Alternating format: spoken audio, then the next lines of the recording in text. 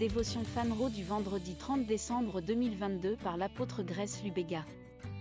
Titré « Briser les dépendances en faisant face à la fierté ». Ésaïe 28, 1. KJV, malheur à la couronne d'orgueil, aux ivrognes d'Éphraïm, dont la beauté glorieuse est une fleur fanée, qui sont sur la tête des vallées grasses de ceux qui sont submergés par le vin. L'expression dans notre écriture thématique vaincre par le vin signifie être accro. Cela ne concerne pas nécessairement le vin lui-même, mais toute autre habitude destructrice. Il y a des gens qui connaissent Dieu, le servent et l'aiment. Ces gens connaissent les Écritures comme leur poche. Cependant, ils n'ont pas réussi à sortir de certaines dépendances. Pendant des années, ils ont prié, jeûné et cherché Dieu pour être délivrés de ces dépendances, mais ils n'ont pas vu de changement tangible dans leur vie. Notre thème Les Écritures nous disent que ces dépendances ne sont pas seulement le résultat de l'orgueil, mais sont la couronne de l'orgueil. L'erreur que commettent ces personnes est qu'elles réprimandent la dépendance au lieu de s'examiner pour aborder le problème central, qui est l'orgueil.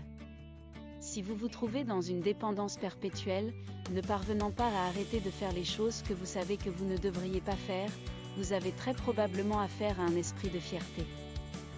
Lorsque nous nous humilions, cela donne à Dieu l'opportunité de travailler en nous. La fierté a une façon de se cacher dans le cœur d'un homme qui ne sait peut-être même pas qu'il est fier. Permettez à Dieu de sonder votre être le plus profond et adressez-vous à l'orgueil. En cela, vous trouverez la guérison. Alléluia.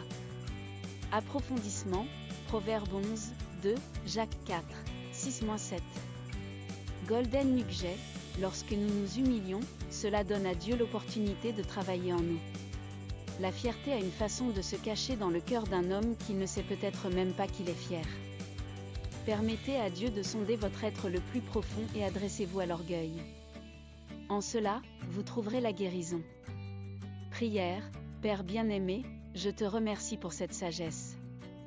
Je suis diligent à m'examiner continuellement et à marcher dans tes voies pour m'assurer qu'il n'y a pas d'orgueil dans mon cœur. Je m'exerce quotidiennement dans l'humilité et par cela, je triomphe, à la gloire de ton nom, Amen.